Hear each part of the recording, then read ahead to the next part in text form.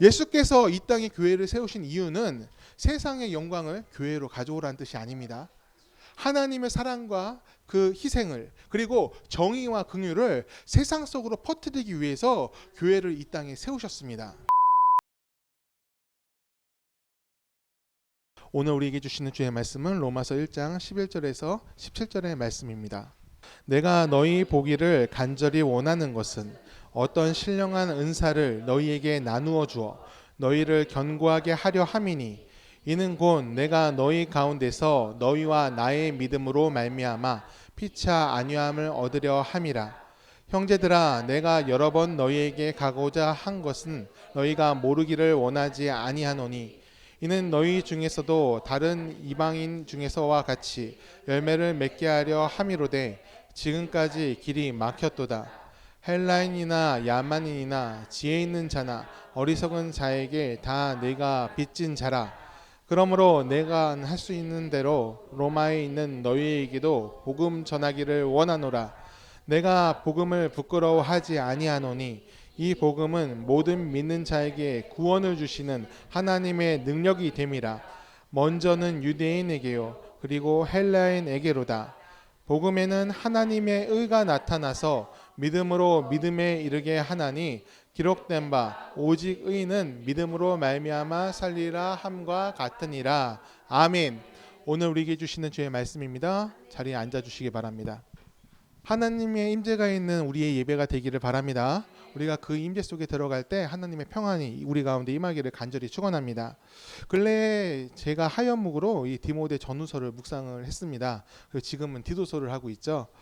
매번 묵상을 하고 이 글을 쓰고 또 영상을 편집해서 올리는 게 사실 그렇게 만만한 일은 아닙니다.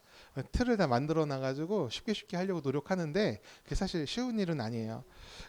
그냥 해오던 거니까 이제 뭔가 교회 콘텐츠를 추가하는 마음으로 계속 했으면은 이미 끝났을 것 같아요.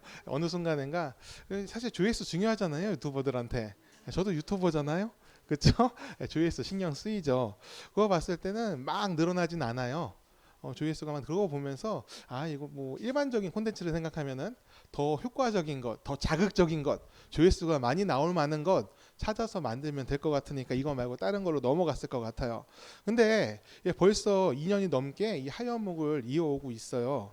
근데 제가 이거를 계속 올릴 수 있는 이유는요, 저에게도 하얀목이 은혜가 되기 때문에 그렇습니다.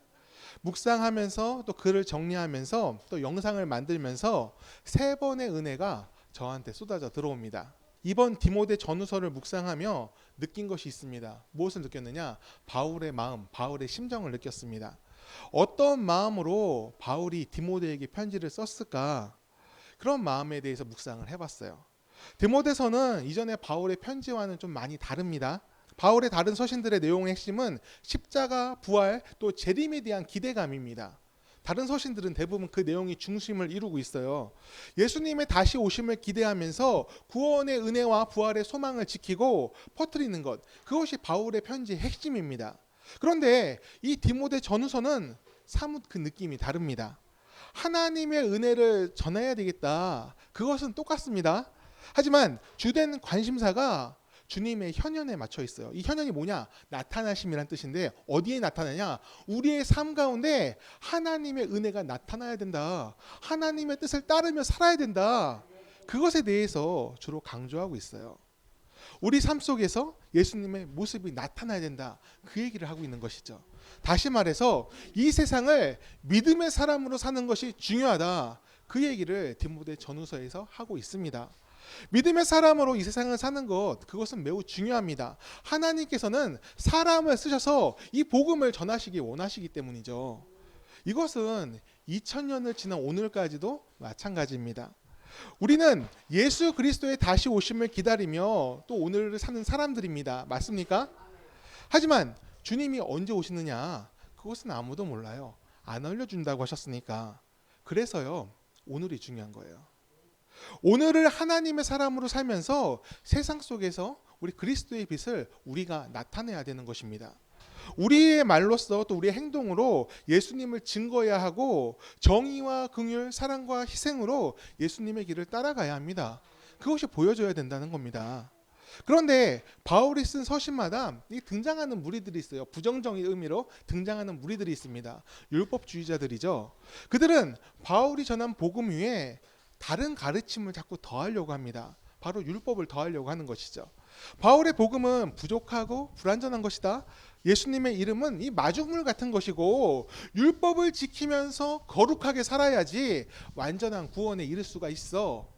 이렇게 교인들을 설득하면서 복음의 완전성을 부정하는 자들이 바울의 복음을 흔들고 있습니다. 우리는 율법으로 구원에 이를 수 있습니까? 없습니까? 이거는 우리가 다 알고 있잖아요. 구원은요, 은혜로 받습니다. 그런데 누군가 우리 앞에 와서요, 이렇게 말하면 여러분 어떻게 대답하시겠어요? 한번 들어보시겠습니까? 여러분, 십계명은요, 꼭 지키셔야 합니다. 예수 믿는다고 하면서 십계명을 안 지키면 가짜입니다. 십계명을 지켜서 구원의 완전함을 확증받으십시오. 이렇게 얘기했어요. 어떻게 대답하시겠습니까? 이 말에 반박할 수 있겠습니까? 십계명도 지켜야지. 이러면서 동의하실 분이 거의 다이실 거예요. 거의 다 동의하시지 않겠습니까? 왜 동의를 합니까? 우리는요, 믿음이 좋은 사람이 되고 싶으니까. 그렇지 않습니까? 믿음 좋은 사람으로 이 세상을 살고 싶으니까 하나님의 법이라면 지켜야지. 모든 율법의 기본은 십계명 아닙니까? 십계명에서 모든 게 나온 거잖아요. 그렇다면 당연히 지켜야지. 이렇게 생각할 거예요. 거부하면 옳지 않은 것처럼 느껴질 겁니다. 쉽지 않아요. 알고는 있지만, 우리가 예수님의 이름을 구원받으면 알고 있지만 누군가 하나님의 법으로 우리를 정죄하거나 우리의 잘못을 지적하기 시작했을 때 움츠러드는 건 어쩔 수 없는 마음이에요. 하나님을 믿으니까 움츠러드는 거예요. 근데 여기에요, 당당하게 말한 사람이 한 명 있습니다. 바로 바울이죠. 바울은 율법을 강조하는 이들을 신랄하게 비판을 해요. 거의 욕설 수준의 단어를 섞어가면서 저주를 퍼붓습니다. 우리가 이거 번역본으로 읽어서 그렇지 원어로 보면은 친구한테 할 말은 아닌 말들이 막 나와요. 갈라디아에서도 나오고 디모데전서에서 나오고 교회 안에서 내쫓아라 이런 얘기까지가 있어요. 그만큼 율법주의자들이 위험하다고 바울이 계속 강조를 하고 있는 거예요. 그들의 말에 현혹되지 말아라 얘기를 하고 있어요. 어떤 것으로부터 현혹되지 말아야 되냐? 바울이 반대하는 이유는 율법 자체를 반대하는 것이 아닙니다. 그들이 율법을 통해서 의를 쟁취하려고 하는 그 자세를 반대하고 있는 거예요. 바울은 복음을 지키기 위해서 율법을 반대합니다. 율법으로 받은 구원을 인정하면 예수님께서 이 땅에 오신 이유가 없어지는 거예요. 결국 예수님 없이 율법만 잘 지키면 구원에 이를 수 있다. 이런 결론으로 가니까 바울이 극렬하게 율법주의자들을 비판하고 있는 것입니다. 구원의 이유를 예수님으로부터 찾는 것이 아니라 내가 율법을 잘 지켜서 구원받을 수 있는 거야. 나의 구원은 나의 행실 때문에, 나의 거룩한 행동 때문에 확증받은 거야. 이러면서 자기 일을 강조하게 돼버리기 때문에 바울이 율법주의자들을 싫어하고 몰아내라고 하는 거예요. 그들은 가짜라고 얘기하고 있는 것입니다. 하나님의 아들이 우리를 위해서 이 땅에 오셨고 죽으셨고 부활하신 것, 이것이 바로 복음입니다. 곧 예수 그리스도가 복음의 시작이고 복음의 끝입니다. 바울은 율법이 필요 없다고 얘기하는 것이 아닙니다. 율법은 우리가 어떻게 살아야 되는가 그 방향에 대해서 얘기를 해줍니다. 그리고 동시에 우리가 죄인인 이유를 율법이 얘기를 해줘요. 우리의 노력으로는 그 완전한 선에 이를 수 없는 것을 알려주니까 우리는 은혜가 필요하다. 하나님의 도우심이 필요하다. 그것을 율법을 통해서 우리는 깨닫습니다. 하지만 이 은혜를요, 잘못 이해하는 사람들이 너무나 많이 있어요. 그래서 내가 노력해서 이 조건을 채워야지 은혜를 얻을 수 있다고 주장하는 사람들이 지금도 존재를 하고 있습니다. 오늘날 우리나라의 교회들은요, 굉장한 위기 가운데 있습니다. 여러분 인정하십니까? 위기 가운데 있어요. 사회적인 신뢰가 추락을 하고 이 선한 영향력 대신에 권력 지향적인 영향력을 추구하는 사람들이 굉장히 많이 있습니다. 보살피고 세워주고 함께 가는 것이 아니라 종속시키고 지배하고 쟁취하려는 그런 욕구들이 교회 안에도 깊숙이 들어와 있습니다. 사실 이러한 타락은요, 목사들의 잘못이 제일 큽니다. 하나님과 인간 사이에선 대리자처럼 행동하면서, 목사는 대리자가 아니죠. 대리자는 누구세요? 우리를 하나님께 대변해 주시는 분이 누구세요? 성령님이시잖아요. 예수님이 그 성령을 보내주셨잖아요. 예수님이 그 중재자가 되셔서 하나님과 우리를 화목하게 하셨습니다. 그런데 그 자리를 탐하는 목사님들이 계세요. 또 그 사람들이 성도들의 마음을 조종하려고 하고 있습니다. 그런 사람들이 있습니다. 어제 방송에서도 제가 놀랄만한 사건 얘기를 들었습니다. 큰 고난 가운데 한 신도를 어떤 목사가 잘못된 길로 이끌었습니다.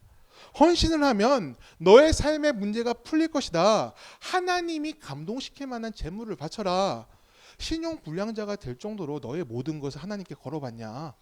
무리해서 대출을 받아서 헌금을 해라. 그러면 하나님이 너의 헌금을 받으시고 너의 헌신을 인정하실 것이다. 그때부터 문제가 풀릴 거야.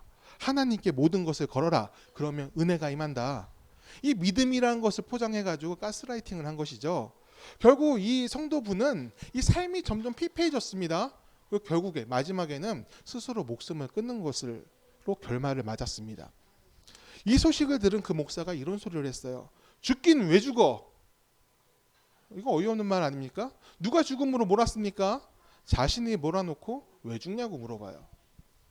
저는 어제 이 뉴스를 보면서 이 마음속에서 일어나는 분노를 참을 수가 없었어요. 이것 보려고 예수님께서 이 땅에 오셔서 그 희생을 치르신 것이 아닌데 비참한 일이에요. 안타까운 일이고 절망스러운 일입니다. 예수님은요, 모두를 살리기 위해서 이 땅에 오셨습니다. 성도의 어려운 상황을 들었을 때 목사가, 교회가, 또 우리가 해야 할 일이 무엇이겠습니까? 위로하고 견디게 하고 넘어설 수 있도록 돕는 겁니다. 지체의 고난에 동참하면서 이 함께 감당하는 것, 그것이 교회이고 참된 동역자들의 모습입니다. 어려움 가운데 빠진 사람을 더 어렵게 만들어가는 건 하나님의 뜻이 아닙니다. 누가복음 4장 18절 말씀을 함께 읽겠습니다.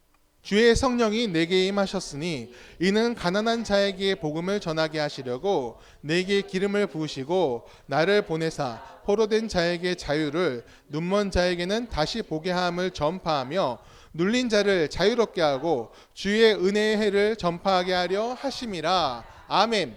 예수님께서 성령을 주신 이유가 우리를 자유하게 하신다고 하셨어요. 그게 이유를 하셨습니다. 뭐로부터 자유로움입니까? 죄로부터 자유로움이에요. 세상의 고난으로부터 자유로움입니다. 모든 것을 넘어서는 능력을 우리에게 주시기 위해서 우리 안에 성령이 계시다고 하셨어요. 성령이 우리한테 무엇을 하십니까? 격려하시고 이끄시고 능력이 되어주십니다. 세상이 보지 못하는 것을, 고난 가운데 넘어진 사람이 보지 못하는 것을 보게 하시는 거예요. 그게 무엇입니까? 소망이죠. 그 소망 속에서, 하나님이 주신 소망 속에서 자유함을 누리도록 성령께서 오늘 우리를 이끌고 계십니다. 세상사에 지친 우리에게, 인생의 희노애락에 휘둘리고 있는 우리에게 변하지 않는 구원의 약속을 주시려고 성령께서 오늘 우리와 함께 하십니다. 세상을 살면서요, 고난을 겪지만 그것이 끝이 아님을 알게 하고 끝까지 그 믿음의 여정을 걷도록 지지하시는 분이 우리 안에 계신 성령님입니다. 우리는 그 음성에 귀를 기울여야 돼요. 11절 12절 말씀 우리 같이 읽겠습니다. 함께 있습니다. 내가 너희를 보기를 간절히 원하는 것은 어떤 신령한 은사를 너희에게 나누어 주어 너희를 견고하게 하려 함이니 이는 곧 내가 너희 가운데서 너희와 나의 믿음으로 말미암아 피차 안위함을 얻으려 함이라. 아멘. 신령한 은사라는 뜻으로 쓰인 헬라어는 푸뉴마티코스라는 말이에요. 이 말은 성령을 뜻합니다. 성령께서 우리 가운데 역사하실 때 우리는 이 견고한 믿음으로 세상에 맞설 수가 있고요. 또 바른 판단 속에서 은혜의 길을 선택할 수 있습니다. 성령께서 돕는 은혜의 길로 우리를 혼자 가도록 놔두시지 않았습니다. 혼자 걷는 길이 아닙니다. 교회에 지체된 동역자들, 우리가 함께 걷는 길입니다. 바울은 그래서 우리가 함께 바라봄으로, 서로를 바라봄으로 안위를 얻는다. 평안이죠. 평안을 얻는다고 말씀하고 있어요. 함께 서로를 한번 바라봐 주세요. 평안하십니까? 아니면 화가 납니까? 화가 나시면은 회개하셔야 돼요. 회개. 서로를 바라봄으로 힘을 얻고 평안을 얻고, 그 공동체가 바로 교회입니다. 예수께서 이 땅에 교회를 세우신 이유는 세상의 영광을 교회로 가져오라는 뜻이 아닙니다. 하나님의 사랑과 그 희생을, 그리고 정의와 긍휼을 세상 속으로 퍼뜨리기 위해서 교회를 이 땅에 세우셨습니다. 저는요, 우리 더교회가 건강한 공동체이기를 소망합니다. 예수님의 마음을 잊지 않고 바른 분별력으로 세상을 바라보기를 원합니다. 왜 교회 이름을 더 교회라고 했을까요? 사실 제가 원한 이름은 아닙니다. 제가 언젠가 말씀드린 적이 있어요. 제가 원래 교회 간판으로 만들고 싶었던 그 이름은 시냇가에 심은 나무 교회입니다. 줄여서 시심교회. 다 반응 별로 안 좋습니다. 저희 아내가 이 얘기 할 때마다 굉장히 저를 많이 비난을 했어요. 당신 머리는 창의력이 없다, 막 이런 식으로 막 비난을 하고 막 그랬는데, 제가 그래도 한 고집하지 않습니까? 그래서 전혀 얘기도 안 하고 그냥 시냇가에 심은 나무 교회 적어가지고 감리교 교회 본부에다 보내려고 했어요. 제가 개척했는데 무슨 의견을 묻고 그럽니까? 그냥 내 맘대로 하면 되지. 또 이거는 제가 한두 해 품은 게 아니라 5년, 6년 전부터 생각은 했어요. 이런 공동체면 좋겠다. 시냇가에 심은 나무 얼마나 좋아요. 그 냇가가 뭐겠어요? 은혜의 강이겠죠? 거기에 곁에 있는 그런 공동체였으면 좋겠다. 이런 뜻이죠. 좋죠. 예. 예. 근데 이거 이름 적어가지고 보내려고 하는데 생각이 확 바뀌었어요. 제 안에요. 성령께서, 저는 성령이라 생각하는데 다른 이름이 막 물밀듯이 들어왔어요. 더 교회란 이름이 들어왔어요. 그런 생각이 막 쏟아져 들어옵니다. 더 교회.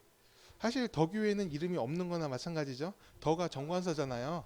교회가 이른 겁니다. 교회가 이름. 우리 교회의 이름은 교회인 거예요.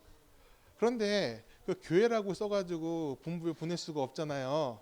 그러니까 앞에 정관사 더를 붙여서 또 한글로 써가지고 더 교회가 된 거예요. 그래서 교회 수첩을 보면은 우리 교회 이름은 더라고 나왔어요. 더. 교회는 다 빼고 이름만 넣거든요. 그러니까 우리 교회 이름은 더야.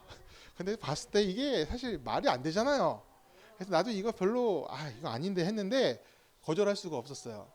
이게 필요하다고 하시는 것 같았어요. 그래서 저는 아직도요 시냇가에 심은 나무 이 이름에 애착이 있습니다. 나중에 이제 교회 카페나 쉼터를 만들면은 이 이름으로 할 거예요. 그때 동의를 해주셔야 돼요. 알았죠? 중요한 거예요. 이렇게 이름에 미련이 남음에도 우리 공동체 이름을 이 더교회로 한 것은 거기에 더 큰 의미가 있겠다. 아까 얘기한 것처럼 주님께서 제 생각 속에 막 부어주신 그 뜻이 더 중요하다는 거 그것을 인정했기 때문입니다. 저는 우리 교회가 예수님의 교회가 되기를 바랍니다. 우리 교회 주인은 목사도 아니고 성도도 아니고 예수님이십니다. 영성이 바르고 온전한 뜻을 추구하는 건강한 교회, 예수님이 세우라고 말씀하신 그 교회가 우리 교회이길 바랍니다. 건강한 교회가 되기 위한 조건은 사실 여러 가지가 있을 수가 있습니다. 근데 오늘 본문에서 한 가지를 발견을 했습니다. 그것을 좀 말씀드리고 싶어요. 우리 14절 말씀 같이 읽겠습니다. 헬라인이나 야만인이나 지혜 있는 자나 어리석은 자에게 다 내가 빚진 자라. 아멘. 빚진 자의 마음으로 사는 거 여러분 살아보셨습니까? 대출 받아보면 압니다. 자, 빚진 자의 마음은요 편안하지가 않아요. 그렇죠? 그 빚이 많으면 많을수록 이자는 많이 내야 되고 원금 상환 날짜가 다가오면 마음은 조여옵니다. 이건 결코 좋은 편이 될 수가 없습니다. 빚진 자의 마음은 내가 불편하다는 뜻이니까 빚을 해결해야 되는 책임이 있어요. 그런데 바울은 그 불편함으로 내가 오늘을 살고 있다 얘기해요. 그것을 또 은혜라고 얘기를 합니다. 바울은요 그 불편함을 품었습니다. 진짜 빚이 있어가지고 품은 것이 아니죠. 먼저 된 자로서 먼저 예수님을 만났지 않습니까? 복음을 받았고 구원을 얻었고 주님과 동행하고 살고 있잖아요. 그 먼저 된 자로서의 책임이 자기 안에 있다는 겁니다. 예수를 모르는 자들, 구원을 얻지 못한 자들, 복음을 품지 못한 자들한테 그 복음을 전해야 된다고 얘기하고 있는 거예요. 그 책임이 나한테 있다. 나는 빚진 자의 마음으로 그 불편함으로 오늘 당신들한테 나아간다. 그 불편함이 없어지려면 어떻게 해야 되겠습니까? 전해야 되는 거예요. 내 안에 있는 은혜의 기쁨을 표현하고 전해서 저들한테 예수의 이름을 전해야 되는 겁니다. 왜 그래야 되냐? 혼자 가기에는요 그 하나님 나라에 있는 자리가 너무 많기 때문에 그래요. 나 혼자 오라고 했으면 나 혼자 가야죠. 하나님께서 같이 오라 하셨잖아요. 우리가 교회라는 이름으로 모인 이유도 딱 하나죠. 같이 갈 수 있으니까 모인 겁니다. 경쟁이 있는 자리면요 이겨야 되는 겁니다. 제껴야 되는 겁니다. 천국의 자리가 제한되어 있으면은 옆에 사람 제끼고 나 혼자 가도 됩니다. 그런데 그 자리가 무한대요. 예수님께서 또 하나님께서 우리 모두를 위해서 피조물들 모두를 사랑하셔가지고 다 들어올 수 있게끔 해주셨습니다. 세상 사람들이 다 들어갈 자리가 하나님 나라에 있습니다. 하나님께서 그것을 원하고 계십니다. 여러분 주님을 사랑하십니까? 그렇다면 하나님의 마음을 우리가 이해해야 합니다. 빚진 자의 마음의 다른 말은요 복음에 대한 열정이라고 할 수 있어요. 그 열정이 우리 안에 있기를 바랍니다. 또 그 열정이 식지 않길 바랍니다. 오늘날은요, 이 혼란의 시대라고 할 수 있어요. 사사기의 때처럼 내가 옳다라고 하는 사람들이 가득합니다. 다른 사람은 다 틀렸고 내가 옳다는 사람이 많아요. TV만 틀어도 많이 나오잖아요. 교회마저 그래요. 너무 이상한 방향으로 가는 교회들이 많습니다. 교회가 이념화돼서 극우 정치에 뛰어든 교회도 있고요. 화목을 추구해야 될 교회가 갈등과 분열의 시발점이 되어버린 경우도 있습니다.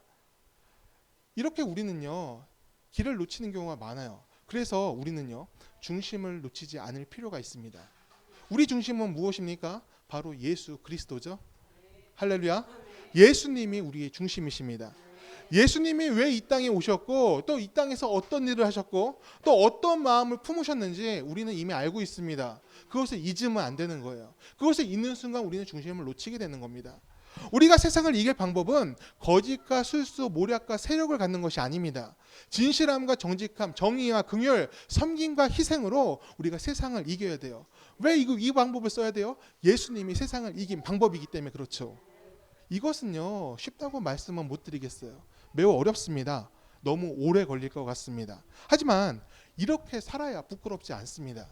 16절 말씀 같이 읽겠습니다. 함께 읽습니다. 내가 복음을 부끄러워하지 아니하노니 이 복음은 모든 믿는 자에게 구원을 주시는 하나님의 능력이 됨이라. 먼저는 유대인에게요 그리고 헬레인에게로다. 아멘. 바울과 그 시대를 함께한 그리스도인들, 그들은요 복음을 부끄러워할 이유가 되게 많았습니다. 왜냐? 숨겨야지 살 수 있으니까. 믿음을 드러내면 핍박받아서 쫓겨나거나 죽을 수도 있었고요. 편하게 살려는 방법은 숨기면서 나 혼자 믿으면 돼요. 그게 제일 좋은 방법이에요. 그런데요, 그들이 그렇지가 않아요. 복음을 부끄러운 것으로 여기지 않습니다. 자신의 신앙을 드러내고 자신의 신앙을 외치고 그것을 실천하는 삶을 삽니다. 바울도요, 부끄럽지 않다고 오늘 증언합니다.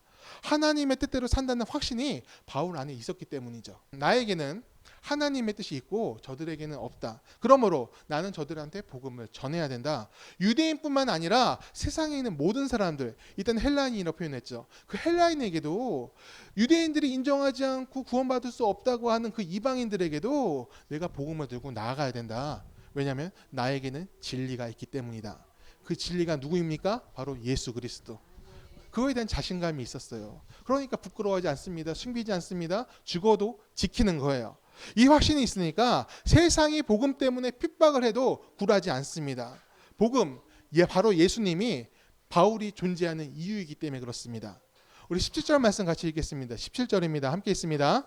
복음에는 하나님의 의가 나타나서 믿음으로 믿음에 이르게 하나니 기록된 바 오직 의인은 믿음으로 말미암아 살리라 함과 같으니라. 아멘. 복음에는 하나님의 의가 있습니다. 그 의는 이 칼 같은 기준이 아니에요. 거기 그 앞에 있으면 우리 다 죽고 그런 게 아닙니다. 우리를 막 정죄하고 심판하는 그런 기준이 아닙니다. 사람을 살리겠다고 결정하신 하나님의 의지가 바로 하나님의 의로움입니다. 사람을 살리는 것이 하나님의 의이고 바로 올바름, 선한 일입니다. 우리에게 그 올바름이 있었으면 좋겠어요. 믿음으로 말미암아 살고자 하십니까? 그렇다면 사람을 살리는 삶이 사십시오. 사람을 살리는 삶을 살아야 돼요.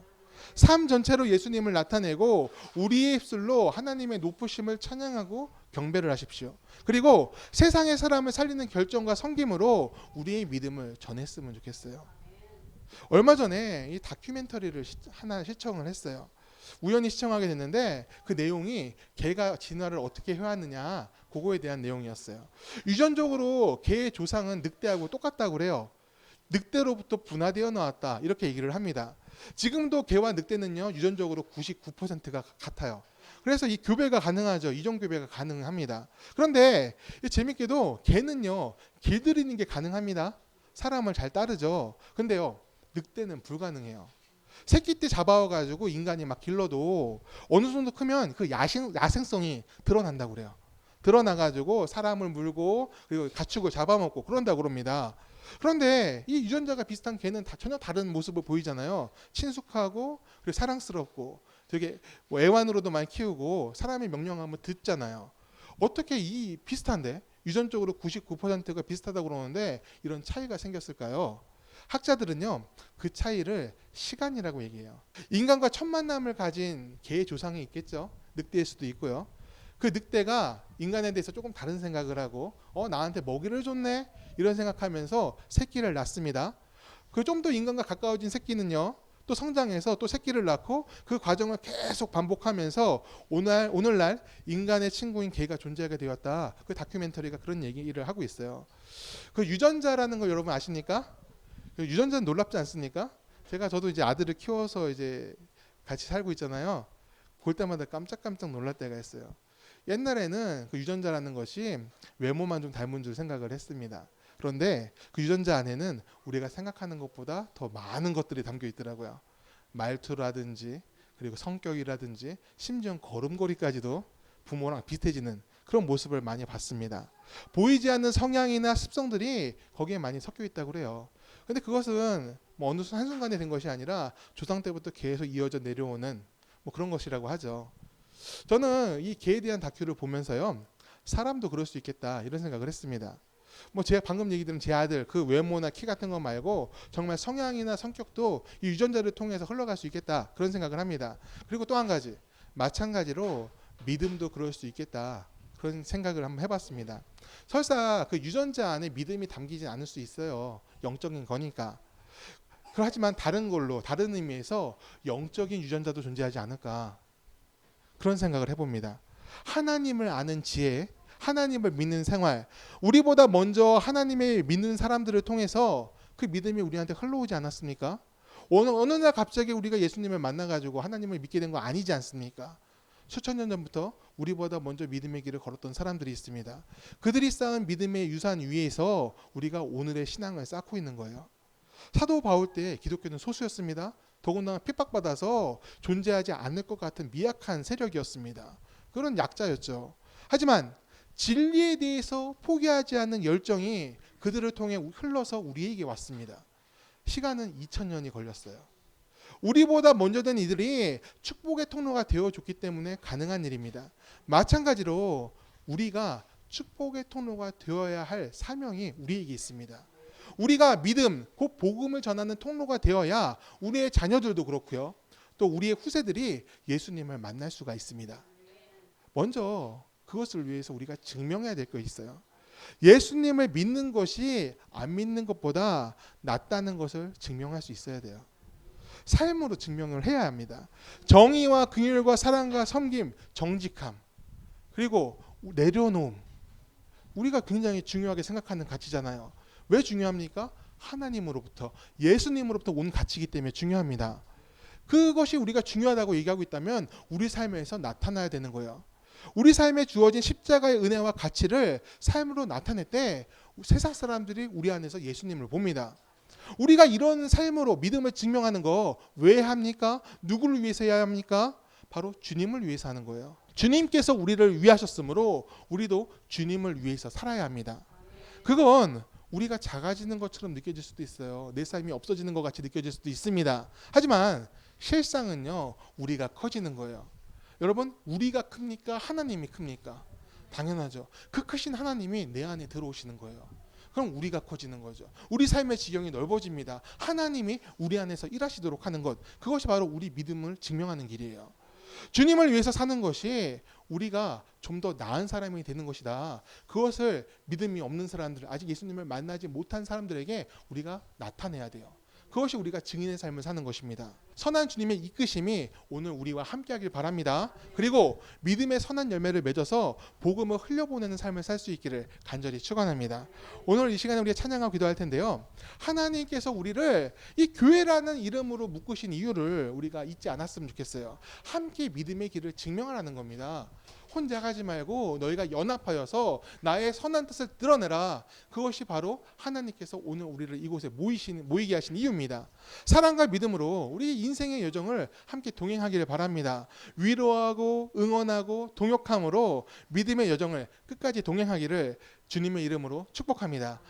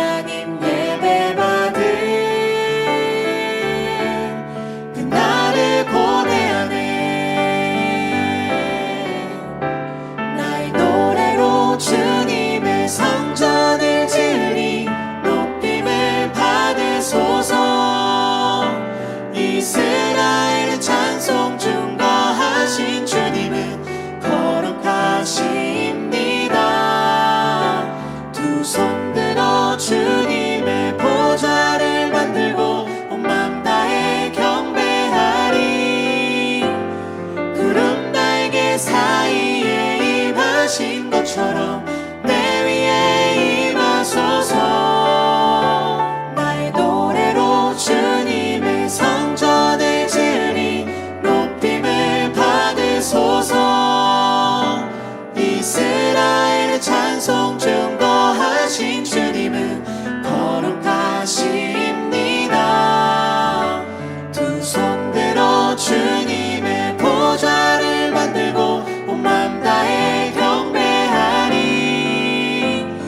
구름 날개 사이에 임하신 것처럼 내 위에 임하소서. 하나님 우리가 이곳에 섰으니 이 땅을 치유하소서.